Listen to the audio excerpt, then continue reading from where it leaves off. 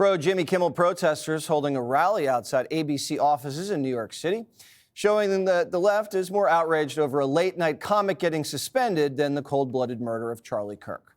According to reports, Jimmy Kimmel was about to double down on attacking MAGA, making himself the victim, and say critics were twisting his words.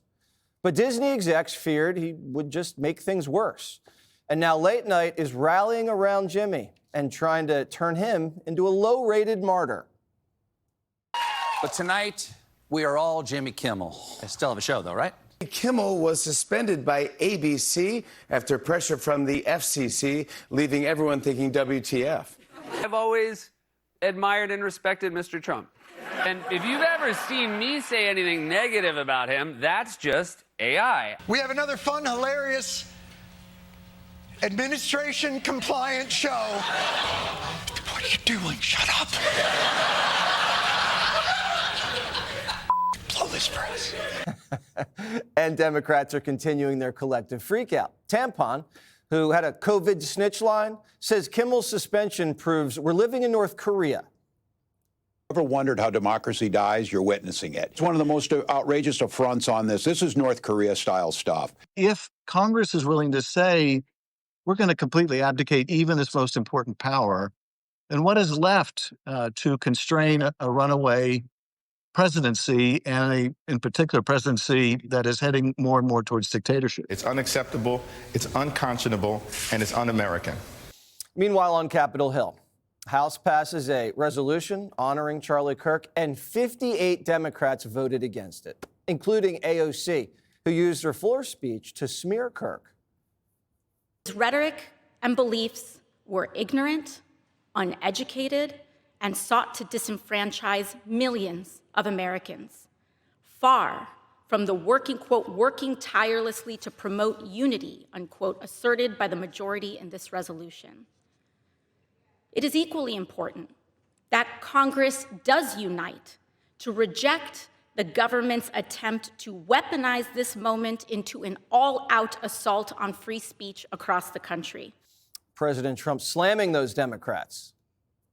Just today, the House Democrats voted against condemning the political assassination of Charlie Kirk. Who could vote against that? The condemning, all they're saying, please condemn the assassination of a human being. And they said, no, we're not going to do that. Jessica, the Kimmel situation, have you seen a lot of people really that upset about it? I don't see any big rallies in the streets or big massive protests anywhere. Just seems like the media is more upset than anybody.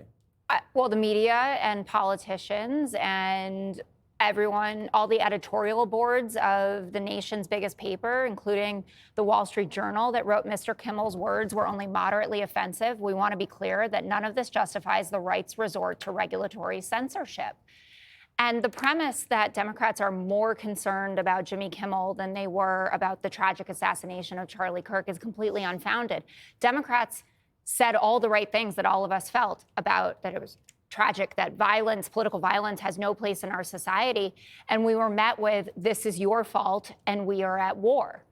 There's been this move today to rewrite the story of how Jimmy Kimmel ended up being indefinitely suspended, to absolve Brendan Carr of his role in this and the government's larger role in it. But the timeline just doesn't add up. I've heard, well, read the Hollywood Reporter and read the Wall Street Journal on this. I looked through all of it, and the common denominator is that Brendan Carr said to Benny Johnson, we can do this the easy way or we can do this the hard way. And the affiliates, who were already freaking out about it for sure, decided then that they were going to pull it. And so ABC and Disney in general, Bob Iger, had no choice but to do it. There are some smart Republicans that are cautioning them to come back from this line. Ted Cruz, of all people, who's the chair of the Commerce Committee, which actually has oversight over the FCC, said what Carr said there is dangerous as hell. That's right out of a mafioso. When it's used to silence conservatives, we will regret it. We should denounce it. So I understand now we don't live in cancel culture. It's just consequence culture. And you think an eye for an eye is a good solution to everything. That's what I've seen pelted at me about this. Well, you did this, you did this, you did this, you did this. That is not a way to run a free society. And you can't just trample on the First Amendment because something tragic and horrible happened. So if all the advertisers were flooding the zone and a lot of the affiliates were saying we're not going to run this, and all the executives were getting inundated with emails from angry viewers across the country, isn't that just the marketplace, Kellyanne, saying this guy's got to either apologize or we're not running the show? Yes, this was a simple market-based movement.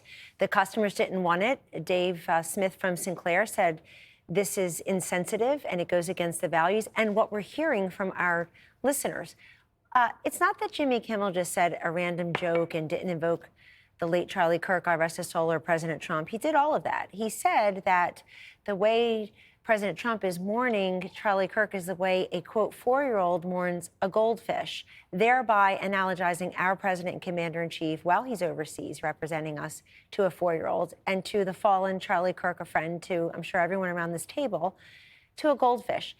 People are tired of it. And by the way, the consumers also stopped watching him a long time ago. Same thing that's happened to Colbert has happened to Kimmel. Nobody's watching you because you're not funny. If you're not a reporter, check. You're not an entertainer. You're certainly not a comedian. You're not funny. These late night shows are watched by Democrats. The rest of us don't want this lack of, this left-wing loser fest slop late at night. Most of the guests are left-wing. Most of the dialogue is anti-Trump. And people are tired of it. They want to give this guy a moment to succeed. Now, AOC, she's no longer even interesting to watch. She's turned into Mazie Hirono and Kamala Harris when they're both in the Senate together. I have memorized the way they all part their hair. They're constantly looking down, reading the stuff other people wrote. Am I? Are you? No. They can't. She's reading that for the first time, something that a staffer wrote for her. And even in this moment where they're all saying, can we have more civil discourse? Can we all be nice, bipartisan, blah, blah, blah? They can't just say yes to a resolution that honors the life and legacy that someone who built his career on civil discourse, on open dialogue, on allowing people to challenge him and, quote, prove him wrong. They can't even do that. They can't condemn the killer. And Jessica, this all started for a very simple reason. Kimmel lied. He lied on behalf of ABC and Disney that this assassin is, quote, one of us, meaning one of MAGA. This guy is like Kimmel, twisted, ignorant, unfunny, savage. But it's up to his employer to decide what happens, not up to Brendan Carr. No, Brendan Carr didn't do this. No. He's gloating about it. He's using gifts of Jack Nicholson in the office. You're using a nexus that's not there. That's not true. And by the way, it happened on Betty Johnson's show. No. He suggested that, but the affiliates did what they wanted to do, and this is a business decision and it's a moral decision. You know, it's funny. They keep saying that Trump suspended Kimmel. I believe Bob Iger at Disney was the one to do that. If they should be mad, they should be mad at Bob Iger. And that's right. That's why it's so laughable to me that this is anything other than an employee-employer dispute that one should see is inarguably an employee that has misbehaved. We all remember Deflategate. We all remember Tom Brady and everyone's freakouts about the suspensions, but that's an actual union contract that dictated per precedence that, yes, there's accountability and there's a certain sentencing that occurs when an employee misbehaves. Remember in the 90s and the 2000s, Howard Stern, the FCC was fining and suspending, was fining a lot of these affiliate stations. So the networks were suspending them, and everyone sued the FCC and everyone sued the networks. But courts upheld that, yes, if these guys are not following the then indecency standards, absolutely that they can get the axe. And you cut to today's standards in today's courts, and they have held resoundingly that the integrity of an employer's, let me get this right, the employer's interest in brand integrity indeed outweighs an employee's right to free speech or to say what they want. So you put that against the climate that we've discussed, where you have a host on entertainment. Entertainment is his gig. Well, that means you want as many eyes as possible. You want to be as popular as possible. Well, he instructed half the country not to watch him. His ratings absolutely plummeted when people took him at his word and also found him unfunny. And so therefore, this is either 3 strikes when he's inaccurate, when he's inflammatory, when he's unfunny, but most importantly, on a network here where we uphold the highest standards of credibility and accuracy, I can see quite clearly that indeed this was someone who was fired for not upholding his network standards and for being inaccurate and doubling down.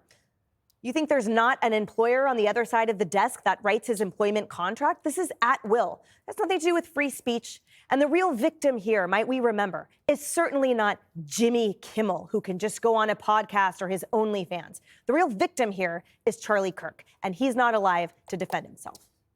Jimmy Kimmel OnlyFans. Yeah, I didn't know about that. Provocative. There's always a niche. There's no guarantee for free speech or misinformation or hate speech. That's Tim Walz. This is a matter of corporate responsibility. Twitter should be held accountable and shut down. That's Kamala Harris. And this is gold. I believe that when it comes to broadcast television like Fox News, these are subject to federal regulation in terms of what's allowed on air and what isn't. That's AOC. Are you asking me, do I think Jimmy Kimmel should be taken off air for making really bad jokes about something that's sensitive to me? No. Am I going to shed a tear for him? No more than I did for the American citizen terrorist that Barack Obama droned dead. Sometimes common sense prevails. Sometimes you go too far. If we're going to have a legal, ethical conversation right now, okay, but that standard doesn't apply all the time. If we're doing anything right now, we're watching the Trump administration use the left's logic against them, and they're absolutely losing it. There are people in this country who are libertarian, who have only ever advocated for free speech, who have all the right in the world to be upset right now. Democrats, Kamala Harris, Tim Walz, AOC, have no room to say a word about this at all, because they've done nothing but advocate for the same against Trump. What are they going to do? You know, if they were in charge of Congress, they'd start an investigation and they'd use all of our resources to find out just what the FCC chair said, while the rest of us are both mourning Charlie Kirk and trying to decide if our country is so effed up that we can't come back from it, that while our families at this table are wondering, can we give a public speech again? You know, the one thing that didn't come through was a big gun debate, because this is an old rifle from World War II. I mean, the person that was killed tragically before that was killed with a knife. Maybe now people will learn that there's some rottenness in souls, not just the tool they use, that we could have some come-togetherness about and try to fix. I don't know if this guy they caught is the one that killed him. It certainly looks like it. There's a lot of questions I have, the least of which is Jimmy Kimmel being treated unfairly? All right. Click here to subscribe to the Fox News YouTube page to catch our hottest interviews and most compelling analysis. You won't get it anywhere else.